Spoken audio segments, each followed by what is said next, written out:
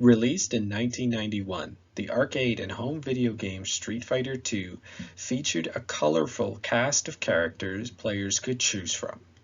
One of the most popular from the game was the sumo wrestler E Honda, becoming one of the most popular and iconic video game characters in fighting games.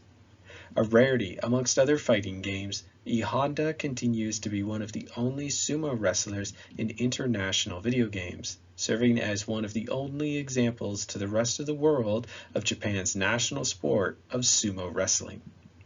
An ancient sport that has its origins to some time before the 700s, sumo wrestling has become stamped as one of Japan's national symbols that is steeped in tradition, custom, and national pride. In exploring the history of sumo, we will trace how the sport came to become the national sport of Japan, how it developed into a professional sport, and how the sport has encountered difficulties when Japanese society is experiencing increased globalization and shifting cultural values. Before we examine the history of sumo, let us first examine what the sport is. Sumo is a type of wrestling that developed in Japan.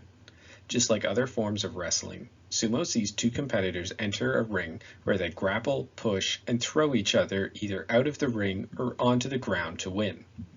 Sumo rings are made of clay, with the ring marked by half-buried bales of rice, with them sticking out of the clay to give wrestlers a lip to lean on with their feet if needed. Wrestlers wear large belts that allow them to grip each other, but compete with no other clothing than a tight loincloth. Unlike other wrestling forms, sumo wrestlers can lose the match if any part of their body other than the soles of their feet touch the ground at any point. Sumo matches are often short, lasting only seconds. While draws are possible, they have not occurred at the top level since the 1970s. Sumo is most distinct for the ring entrance ceremonies that include the wrestlers throwing salt, stamping their feet, and clapping their hands as they enter. The ceremonies are based on Shinto beliefs that they clear the space of evil spirits to ensure the competition is clean, fair, and blessed. These ceremonies, not unique to sumo as they come from Shinto practices, demonstrates the close relationship between the sport and religion. The match has a referee who was once a Shinto priest, but is now a professional referee. At ringside sit a group of judges who can be called on to help determine the winner if the referee has problems or a majority of them believe the referee is wrong in his decision. Sumo tournaments are the major events of the sport, where wrestlers compete over 15 days. Wrestlers from all levels face off against each other, but they are only ranked against other competitors in the same ranking as them. The wrestler from each class with the best record is named the winner once all the matches are over. There are at the moment 6 major tournaments for professional sumo wrestlers held every 2 months. 3 of the tournaments are held in Tokyo, while the other 3 are held in Osaka, Nagoya, and Fukuoka. The exact origin of sumo is not fully known. Sumo specifically refers to a type of wrestling that developed in Japan over centuries. Wrestling as a form of combat sport is not unique to Japan, with other cultures around the world developing their own form of wrestling. What makes sumo distinct from other forms of wrestling is the strong rituals and customs that have become associated with the sport. The most important of which is the close ties between sumo and Shinto, the national religion of Japan. The strong ties between sumo and Shinto developed over time and was a response to control what was seen as the wildness of sumo wrestling in Japan. The first recorded sumo fight was said to be between two kame, god or deity in Japanese, of Takemikazuchi and Takeminakata, where Takemikazuchi won by breaking his opponent's arm. The first recorded evidence of human sumo comes from the Nihon Shoki, that states the first sumo contest was between 2 men, Nomi no Sukune and Taima no Kuhehaya, who fought for the Emperor Suninin, who was entertaining a delegation from Korea. The fight, while called sumo, was not like modern sumo, as Sukune and Kuehaya fought to the death, with Sukune winning by kicking his opponent to death and cementing himself as the ancestral founder of sumo. These two bouts were both held in Shinto shrines and had been hosted to serve as rituals for honoring the kame the shrines worshipped. Sumo matches became very popular, though, thanks to the royal courts of the emperors of Japan, and their attending nobles began sponsoring sumo contests to serve as Shinto rituals in the court. In the 8th century, Buddhism was spreading through Japan, and in an attempt to keep Shinto practices alive, saw sumo incorporated more into royal household. Sumo soon became part of the elaborate ceremonies and rituals held at court as more and more sumo contests were held for the court. Sumo was regularly discussed in literature, including the famous novel The Tale of the Genji that recorded life in the court, and in the Tale of the Heike, which recorded the Genpai War between the Taira and Minamoto clans in the 12th century. The Genpai War saw the end of power for the imperial court as new military dictators and noble regents ruled Japan for the next several centuries. Unable to sustain the large contests, sumo declined from the high level of prestige it held under the emperors. The court, though, was not the only place to practice sumo, as written and archaeological evidence shows that sumo was practiced across the country as part of religious festivals.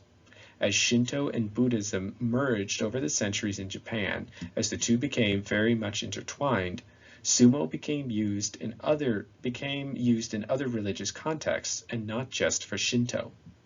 Sumo therefore survived even as the imperial leaders moved away from hosting events. Sumo remained very popular. The new military leaders of Japan in various shogun dynasties saw sumo as a useful tool for military training. Sumo therefore began to transform from a ritual and ceremonial contest to one more focused on being a martial art. The samurai of Japan would practice sumo wrestling as part of their military training, helping them to become better warriors. Many nobles, known as daimyo, began supporting sumo contests between their warriors with ample prizes for winners. By the 16th century, sumo contests had returned to being large-scale events, attracting thousands of viewers and contestants for a chance to win prizes and fame in sumo wrestling. The use of sumo in military training can still be seen today, as it is considered a gendai budo, or modern martial art in Japan. One of the most well-known supporters of sumo was Oda Nobunaga, who is known as the first of the three unifiers of Japan that brought an end to the Sengoku, the warring states period of the late 16th and early 17th century. Nobunaga was an avid fan of sumo, and as he rose to power and gained more wealth, he began hosting more tournaments and events.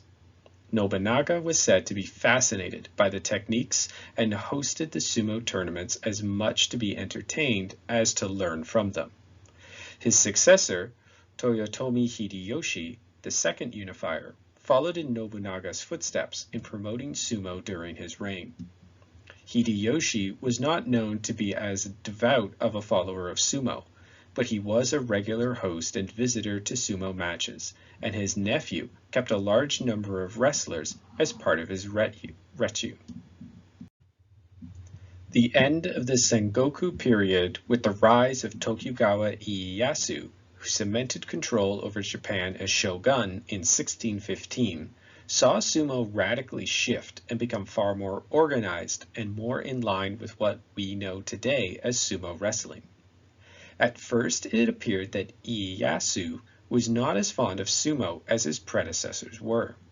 The constant warfare and violence of nearly a century and a half and the use of sumo as a form of military training resulted in many practitioners by the end of this Sengoku period. Many warriors or aspiring warriors practiced sumo to train and showcase their skills as they looked for nobles to hire them. Street sumo became popular and common towards the end of the 16th century. With the end of the wars, Hideyoshi and Ieyasu both implemented new laws regulating social status and position, codifying the samurai class as warriors and keeping peasants trapped in their position. Society in Japan was rigid under Tokugawa rule from 1615 to 1868. With the end of war, many warriors were cut out of the samurai class, while samurai were also lordless with no set incomes. Seeking to survive, the status of sumo wrestlers had not been determined, and many of these lordless warriors began practicing sumo on the street, engaging in street fights for money. The rise of street fighting contests saw increased bloodshed as disputes saw these landless and lordless warriors draw swords and kill each other after sumo contests. The city of Edo, modern-day Tokyo, was notorious for these fights and murders, resulting in city and government authorities to ban sumo contests in an attempt to limit the violence. Other cities across Japan followed the edict, and for several decades sumo appeared to be dying out due to the restrictions placed upon it. Sumo wrestlers, though, fought to gain a place to practice sumo, and it was going back to the Shinto temples that the sport was able to survive. In 1684, government officials relented and allowed for the organization of an official sumo tournament to be held in Fukugawa Tomioka Hachiman Shrine. The development of sumo as an organized sport can be traced to this drive to allow for sumo to be seen as legitimate in the eyes of the government, as the tournament organizers had to submit a number of regulations, clear organization, and set rules for how the tournament would proceed. These included the running of the tournament by non-contestants, the creation of the sumo ring, known as the dohoyo, and the placement of the tournaments in Shinto shrines to help ensure order was maintained during the contests. Sumo as a sport proved to be hugely popular in the imperial capital of Kyoto and the nearby city of Osaka. It was in these cities that sumo as an organized sport grew and developed in the final decades of the 17th century, with it only really catching on in Edo in the beginning of the 18th century. By the end of the century, Edo was home to the most powerful sumo organization in the country.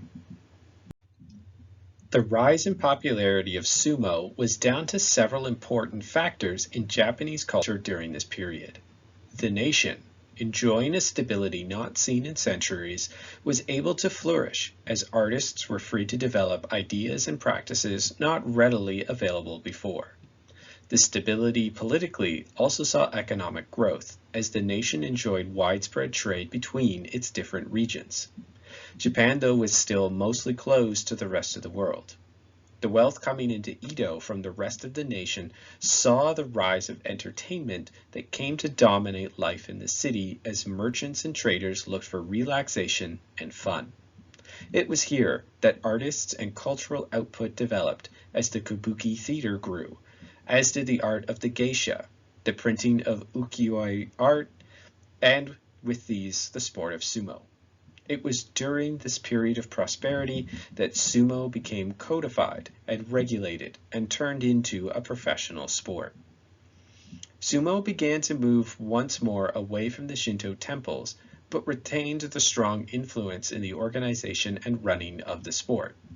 Purification rituals, seen in the throwing of salt into the ring, the erection of the suriyane, the roof over the ring that replicated a temple roof, and the use of referees and umpires that dressed and acted like priests all ensured that Shinto rituals remained in sumo.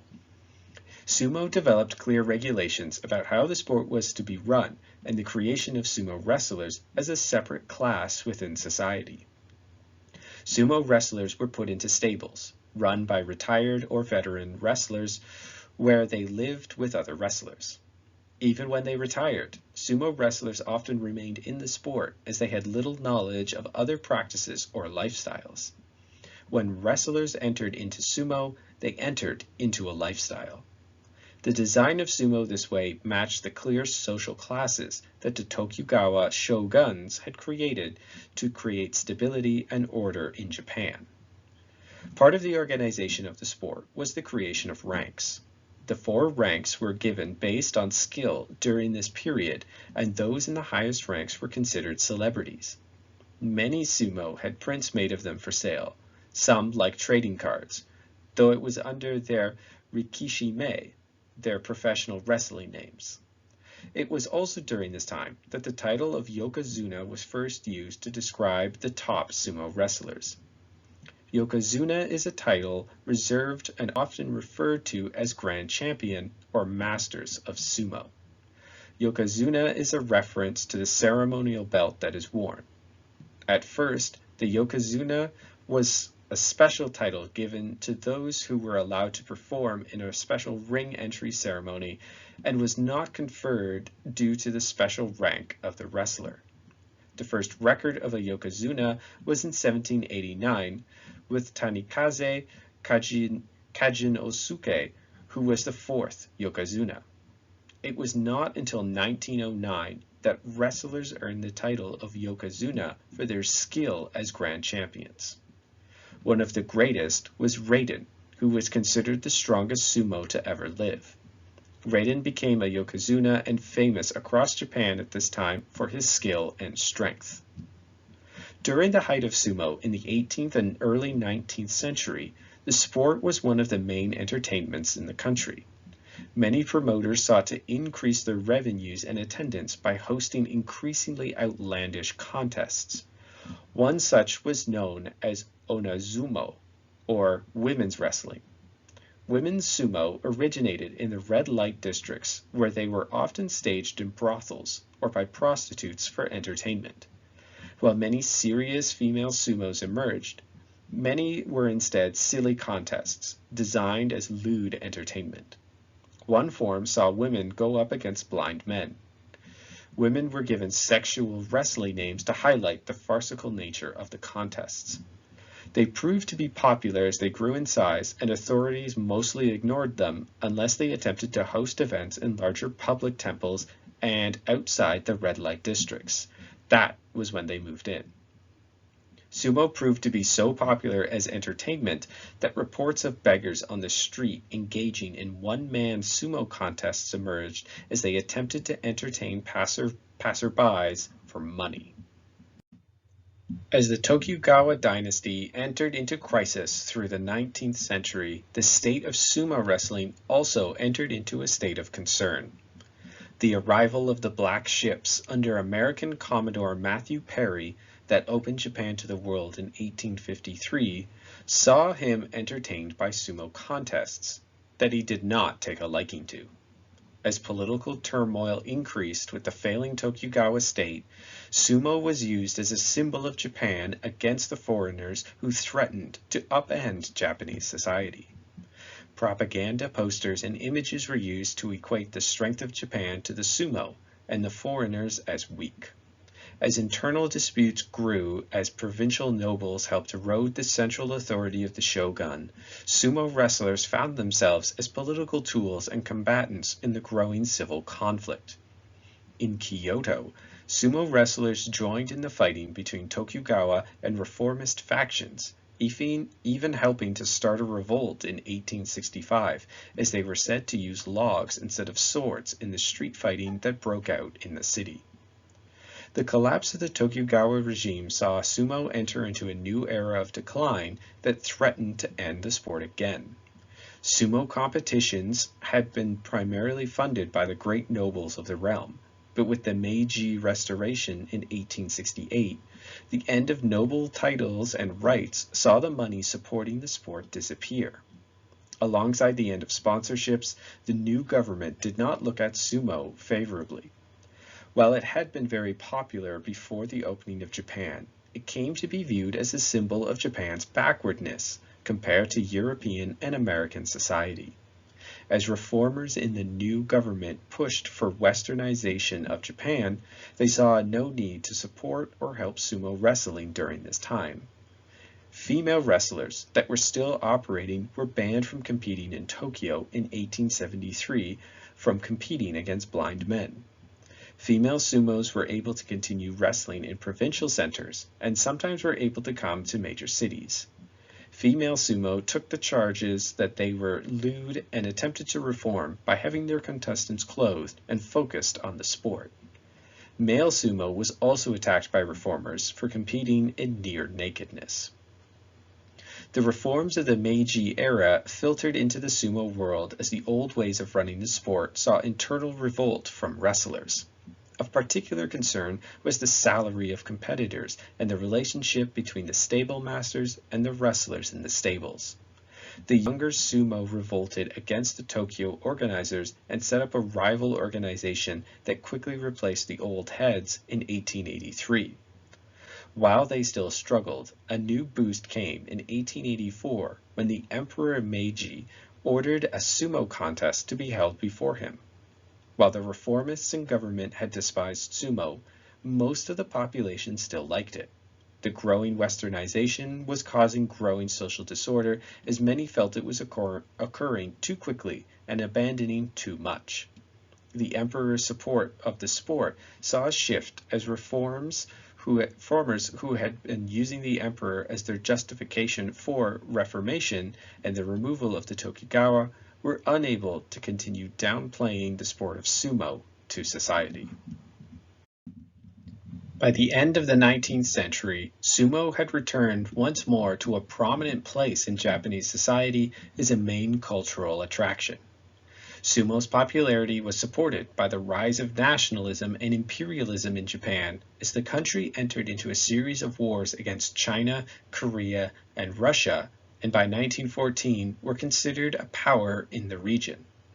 The wars saw Japanese government and military officials seek to boost morale and support by emphasizing jingoist language and celebrations. Sumo contests were now celebrated by government officials as markers of Japanese culture and superiority. To help mark the increased importance of sumo, a new national stadium, the Ryogoku Kokugikan, was constructed in 1909 in Tokyo, designed to hold 13,000 visitors.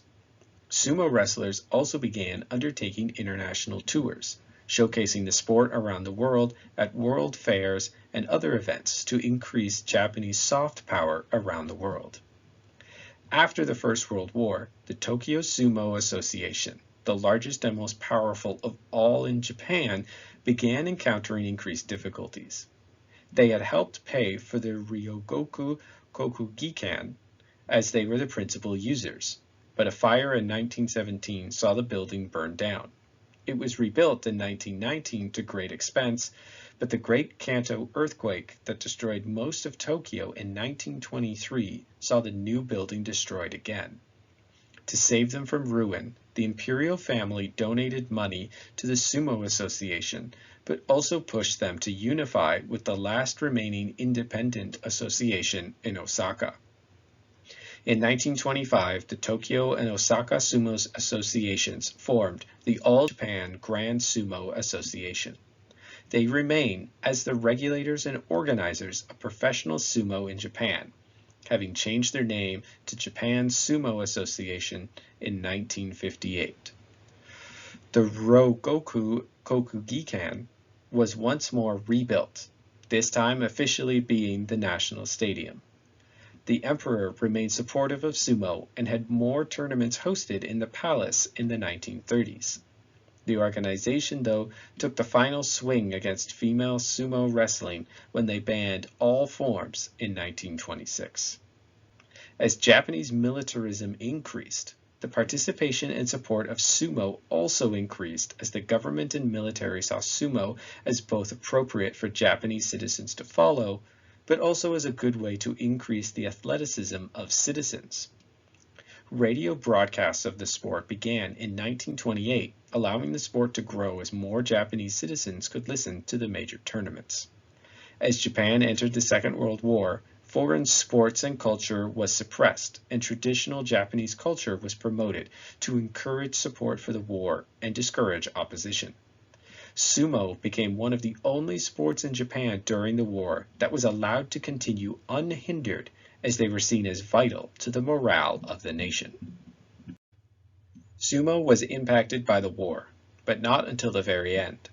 Due to the support of the military, sumo events and wrestlers were free to live their lives. It was not until 1944 that the war finally impacted sumo, when the Ryogoku Kokukikan was expropriated by the army to function as a barracks. Due to the bombing of Tokyo by American bombers, the Japanese military was short on functioning buildings to house soldiers and supplies. As one of the largest buildings in Tokyo, the stadium was taken over for military use. The Japanese Sumo Association moved their events outdoors, and for the first time in many years, sumo was held outside as it had been for centuries. They used open fields, but also returned to Shinto temples to host the events in 1944. Continued bombing, though, saw the Ryogoku Kokukikan damaged in an attack on Tokyo in late 1944, and the army returned the building to the Sumo Association as it was no longer usable. The building underwent hasty repairs and was able to be used in 1945 to host the first sumo events in the year, though the public were kept out as the stands had not been repaired. After the surrender of Japan in August 1945, sumo was put on hold as the nation came under the Allied occupation forces. Led by the Americans, the occupation forces sought to remove Japanese militarism and targeted elements of Japanese culture that were perceived to be supported by it. One of the most well-known examples was the seizure of weapons and katanas, or samurai swords, by the occupation forces. Shinto was separated from politics and no longer designated the state religion. In sports, the occupation forces banned the practice of martial arts in Japan for fear they encouraged militarism. Sumo, though, was spared, particularly due to the fact that sumo wrestlers were seen as distinct and unique from other martial arts. To practice sumo meant that you were a wrestler and not entering into the armed forces. Americans saw sumo wrestlers not as threats or likely to encourage militarism, and so the sport was allowed to remain functioning with little to no intervention by occupation forces. Sumo events returned in late 1945, though they had to ask the Americans to use the Ryogoku Kokukikan for their events, as the stadium was being used by occupation forces. They were able to use the stadium again in 1946, but afterwards were forced to find new spaces as the stadium was converted to entertain occupation forces with an ice rink, gyms, and other attractions. Sumo spent several years after the war searching for a new home as attempts to reclaim the Ryogoku Kokukikan failed to materialize. Several events were held outdoors in Shinto temples, and in 1948 they traveled to Osaka for national tournaments for the first time in decades. Seeing no hope of reclaiming their stadium, a new one was planned and built in Tokyo. The Kurame Kokugikan began work in 1951 and was finished in 1954. The first tournaments were held in the unfinished stadium in 1952. Alongside the new stadium, further shakeups to sumo occurred in the late 1950s when a scandal broke out on the funding of the Japanese Sumo Association. As fans found it hard to obtain tickets to the major tournaments, a special investigation by the Japanese Diet, or Parliament, in 1957 revealed that leaders of the association were using their position to reward businesses they had stakes in with ticket sales. Part of the investigation also revealed the lack of progress and failure of the association to meet certain standards they were obliged to do. With new leadership, the association began reforms not just of sales, but of how all finances operated. One of the biggest was the change in how wrestlers were paid. Now they were given monthly salaries and earned bonuses based on their rank and wins in tournaments. This gave wrestlers more stability and security, as they could rely on an income that was set, unlike before that was based on their performance in the tournaments. Sumo remained a popular sport as Japan grew more economically stable in the 1960s and 1970s. Sumo began to become more open to non-Japanese audiences as the sumo world began accepting wrestlers from outside of Japan to participate. Most were often the descendants of Japanese emigres or had moved to live in Japan as children, but as they were not Japanese citizens, they had to earn their place in sumo. Sumo was able to make significant money, and in 1985 they were finally able to return to the Ryogoku Kokugikan when the building was rebuilt. The National Sumo Stadium continues to be the Ryogoku Kokugikan, where all major sumo events are still held to this day. Even so, sumo began to falter in popularity as Japan developed new sporting interests away from their national sport. Foreign sports like baseball, football or soccer, golf, and rugby have increased in popularity in Japan in the decades after the Second World War, and as Japan was welcomed back onto the world stage. Baseball quickly became the most popular sport in Japan after the Second World War. Baseball had been popular in Japan before the war and grew thanks to the return of American interest and support.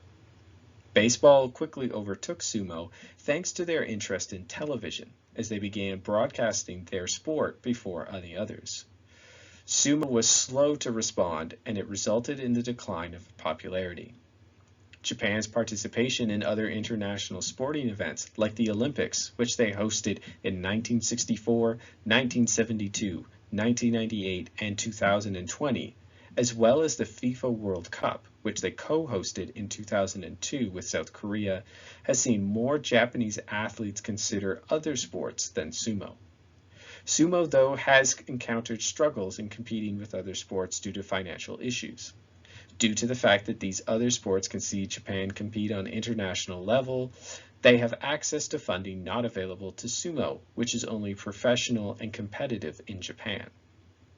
Foreign investment in these leagues, teams, and the ability for athletes to make money playing in foreign nations has lured many young athletes away from sumo, where their prospects for success are lower.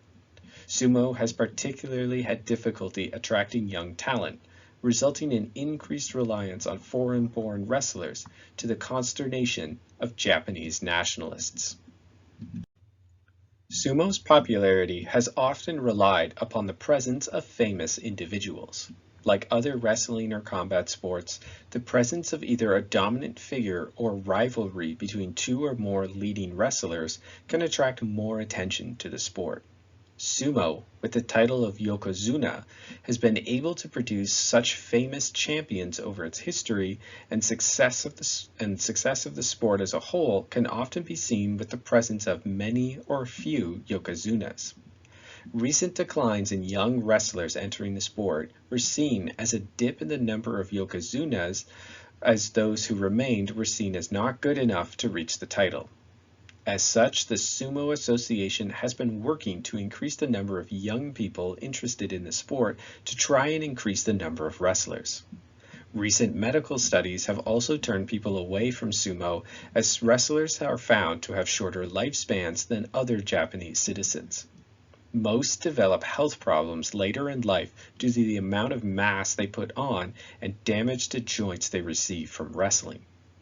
Part of the lack of interest stems from the continued way sumo is a lifestyle rather than just a job. Young wrestlers still have to live in stables where their lives are heavily regimented and controlled. Recent scandals revolving around hazing and harsh treatment of young wrestlers has damaged the reputation of the sport. Sumo's continued hold onto tradition has left many prospective wrestlers unwilling to enter the sport, as it represents a radically different lifestyle than they are used to. As well, the continued resistance by sumo to allow women to participate has damaged their reputation. Taking the Shinto belief that women are impure due to menstruation, women have been denied even entering sumo wrestling rings during tournaments, either as the presenter of a prize or as medical staff. While acknowledged as inappropriate, the Sumo Association continues to maintain the rule as a respect to tradition. The decline in interest around the sport has impacted the financial viability of sumo, as the reduction in both ticket sales, broadcasting rights, and other sales has seen sumo lose money. Sumo has been harder hit than other sports due to financial downturns, as many cut it out of their budgets and entertainment during financial crises. While it is not clear, the financial difficulties experienced by sumo has seen greater increases in match fixing and illegal gambling, tied back to Yakuza organized crime rings. Evidence of widespread match fixing in 2011 saw one tournament have no sponsors, television, or trophies presented. Rumors of Yakuza ties to sumo have been around for a while and are not shocking considering other professional sports.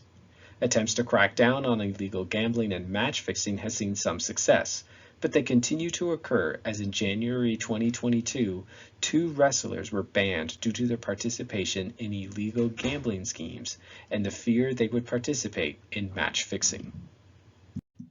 While sumo continues to run into issues, the sport remains popular in Japan, though the sport has experienced a series of scandals in recent years.